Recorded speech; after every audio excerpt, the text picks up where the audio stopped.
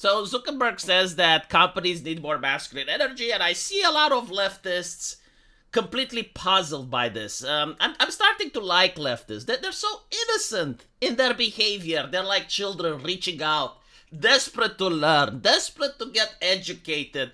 And you wonder, like, how can they go through life while being this dumb?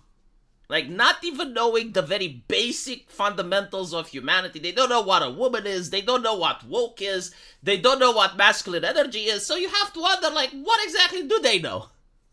Like, what is it that they actually know? Because they go to universities, they get crippling student debt, and yet when it comes to, like, the very basics, like something that a kindergarten kid would know, they are absolutely baffled by this level of misinformation. And so it is up to me, to my channel, to try and educate left-leaning people.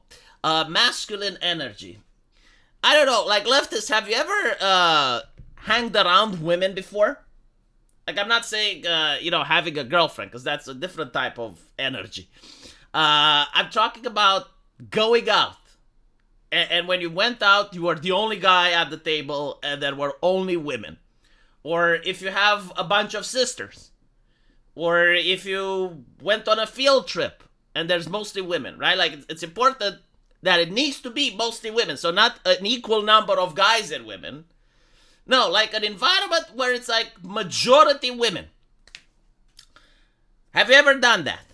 Right? Like, if you do that, you will notice that the environment is incredibly different than if you go out and there's only guys. And it's also different if you go out and there's men and women. It's a different social interaction, basically. So it's not necessarily like a negative social interaction. It's just different. There's a different way that people behave. And scientists noticed this back in the day when it was politically correct to talk about it.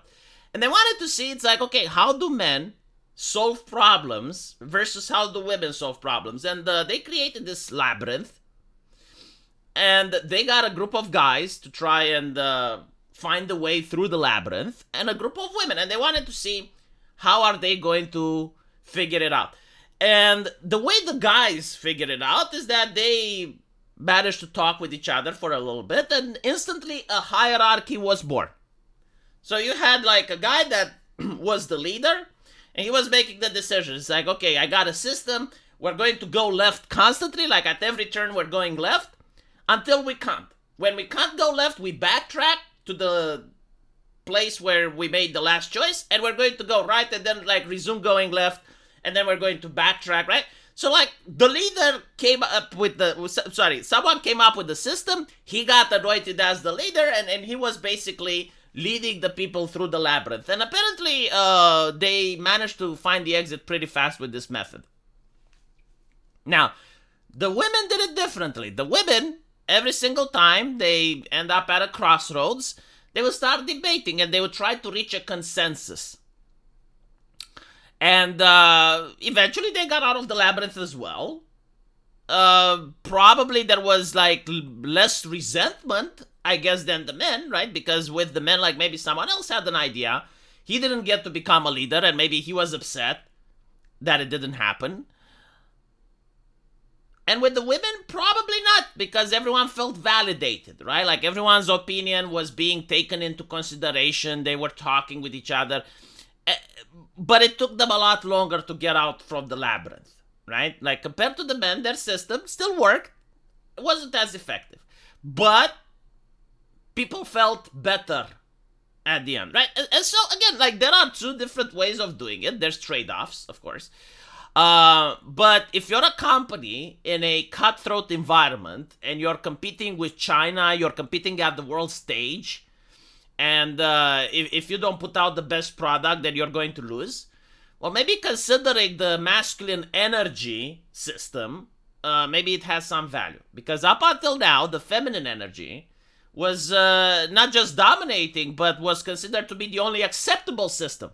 Like, if you created a company with masculine energy, it was viewed as pure evil, like chaotic evil levels. And so most of HR, in fact, if I'm not mistaken, it's around 90% of the HR is made out of women right now. And so HR gets to set the corporate culture. And to me, the corporate culture in America is incredibly toxic. again, despite the fact that the feminine culture is trying to achieve consensus and to make people feel validated, it can also be extremely condescending, and when applied to the corporate environment, it can actually be evil. Like, imagine if you're getting a phone call and it's like, oh, hi, this is Lisa from HR. So we looked at your recent performance, and while it's absolutely amazing, we just, as a company, we feel that we need to downsize certain departments. And unfortunately, we have to say that your department just didn't make the cut. Like, we're so sorry. Look, if there's anything I can do, like literally anything, you can talk to me. The psychologist at the company, he's going to be available for as long as you're there. Like, if you need anything, like if you need any mental health issues, like we're there for you. And I just want you to know that, we still feel that you're part of the family. It's just that unfortunately, we just decided to part ways. Okay, now I'm so sorry, but I got other people on the line, so I'm going to have to call them. Like, bye. If I were to hear something like that, I would say certain things that would violate YouTube's terms of service. No, like the proper way would be, yeah, John. So we looked at your performance. You're kind of lacking. We gave you plenty of opportunities, but you're late for work. You're not delivering your projects on time. You're just not cut out for us. Like, no, I'm sorry. I can't even recommend you. Like, here's the thing.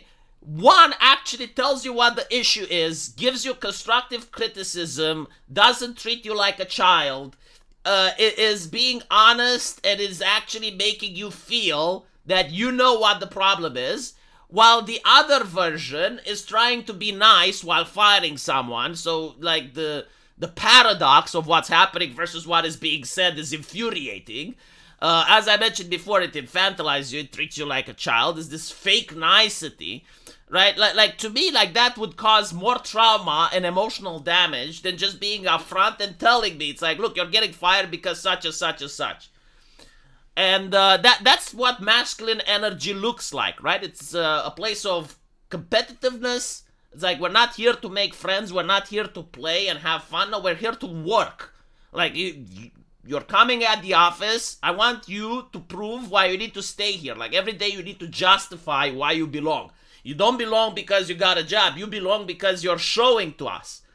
And so with this mindset, with this attitude, yeah, I think like companies will have better results. And chances are that despite the fact that it's masculine energy, like, workers still may think they belong. Like, the whole thing with the feminine energy, I don't know how much it works for men. Like, sure, they can try to be nice. They can definitely go out of their way in order to be nice.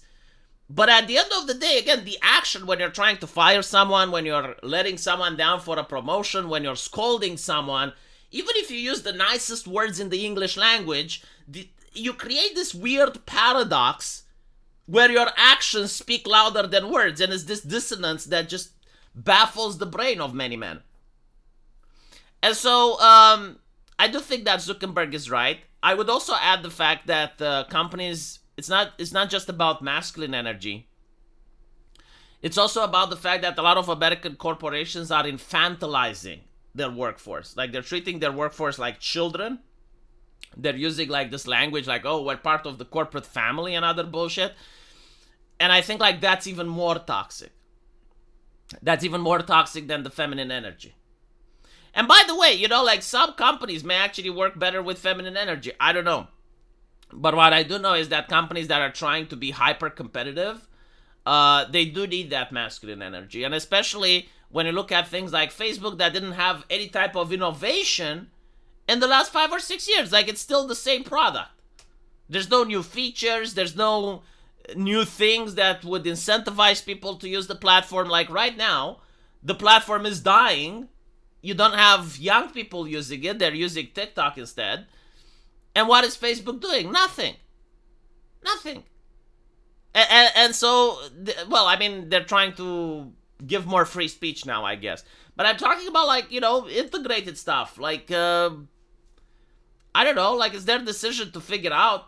But the only ones that innovate right now are Twitter, right? Like they made Grok and they integrated Grok within the actual platform. And so, you may not like Grok, but at least they're trying to make something new. They're trying to innovate, while other platforms aren't. Anyway, let me know what you guys think, and as usual, I'll see you in the comment section. Take care.